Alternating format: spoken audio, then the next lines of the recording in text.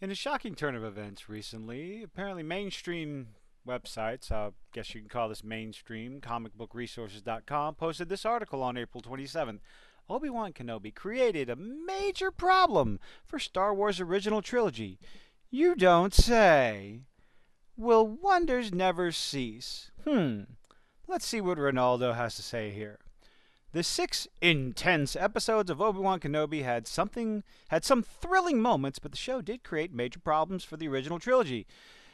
Outside of the poorly written, nonsensical story that never should have actually happened? When Disney direction for Star Wars TV was announced, fans were understandably apprehensive. Many wondered whether these series would undercut the gravity and continuity that came before. They definitely screwed up the continuity. However, upon remembering the success of Rogue One, which did not mess with the continuity, it filled in a story. That's all it did. It filled in a story. Devotees were optimistic the narrative gaps could be filled. Why can't I see anything right now? The Mandalorian and its spin-off, The Book of Boba Fett, did just that. Both were granted leeway for any flaws. No, they weren't. They were absolutely lambasted online on social media, YouTube, Twitter, for asinine storytelling, nonsensical bullshit, and Vespas. As the series were tucked away from the main movies. However, some fears were exacerbated by Obi-Wan Kenobi, which created major problem for the original Star Wars trilogy. A major problem. Oh, it created so many more. So many more. The article goes on. The flaws were heavily compounded by the season 1 finale in which Obi-Wan confronted Darth Vader for the first time since the events of Revenge of the Sith. Both used the Force in monstrous ways, cracking open the ground beneath their feet and tossing enormous boulders. However, that set piece left many fans wondering how Vader and Obi-Wan were so weak in the battle. You think that is why people were upset? 9 years later, oh my lord, do you genuinely believe that's why people were upset? Obi-Wan and Vader's lightsaber fight in A New Hope was pretty average. Yes, because they were old and it's from 1977. Goodness gracious. Not to mention they didn't use Force telekinesis, 1977. Admittedly, this problem was already somewhat addressed after they fought in Mustafar and Revenge of the Sith, which allowed fans to accept that their rivalry had cooled down in times past, as time passed. But by revisiting this subject 10 years later and after the Empire took control, it feels as if Star Wars is retconning too much of its history. You don't say. Oh my goodness. It was long assumed. Let's try this. It was heavily implied by the movies that George Lucas wrote. It was long assumed that Obi-Wan didn't confront Vader again until A New Hope. Yep, it was heavily implied. It was not assumed. It was heavily implied based on the context of both movies and the stories that they told. Leia didn't know Obi-Wan beyond what she was told by her father, Bail Organa. Oh, they just made her forget. That's good storytelling. That's what fantastic. That's what made the Obi-Wan series just so great. Just the wonderful storytelling. Disney Plus series drastically changed Star Wars canon. Yes, it did. You can't say otherwise. You're a fool if you say otherwise. Leaving some to question what other details might be skewed down the line. All of them, they're going to ruin everything. Obi-Wan left Vader near death. See, there's another problem that we come into. Let's see. What alterations didn't add up as well? Obi-Wan left Vader near death in the final battle because he accepted that his old friend and pupil, Anakin Skywalker, was already dead. Yes, but you left Darth Vader alive, who went on to kill more and more people. But it was surprising that he let the dangerous Sith Lord live when he previously had no issue killing General Grievous and Darth Maul. Will wonders never cease? Obi-Wan wasn't the only one who seemed out of character. Vader's powers in Obi-Wan Kenobi informed how ruthless he'd be in Rogue One. He somehow left Reva alive.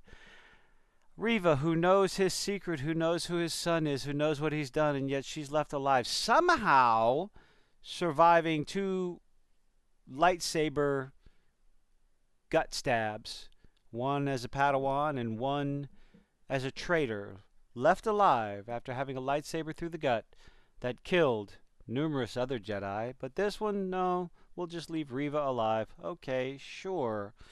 It's also unlike Vader to leave loose ends, especially a traitor who tried to kill him. Tinkering with characters' personalities like this reduces their mystique. You don't say. Star Wars fans don't need to know everything. Yes, but Disney has run out of stories to tell. They took ObiWan off the planet that he was supposed to stay at in order to go after Princess Leia, which he should not have had to do. He left Luke Skywalker on a planet with Inquisitors, with Sith Inquisitors on the planet with Luke Skywalker instead of sticking around to make sure he was protected. He left Darth Vader alive after saying, "I will do what I must." Well, you didn't do what you must. You walked away and left the bad guy alive.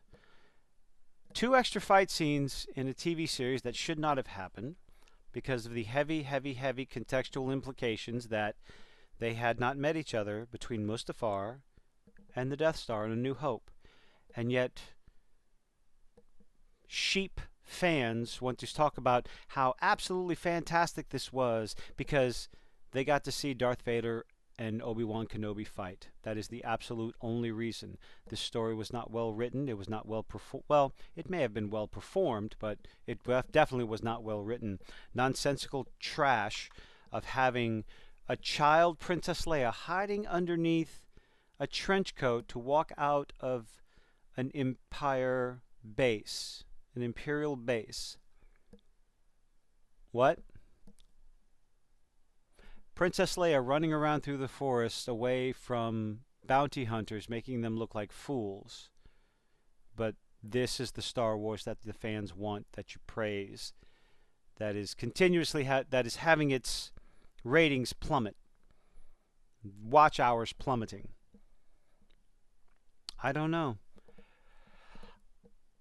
We get praise and cheers and all sorts of love to see Luke Skywalker show up and be the badass that he should have been.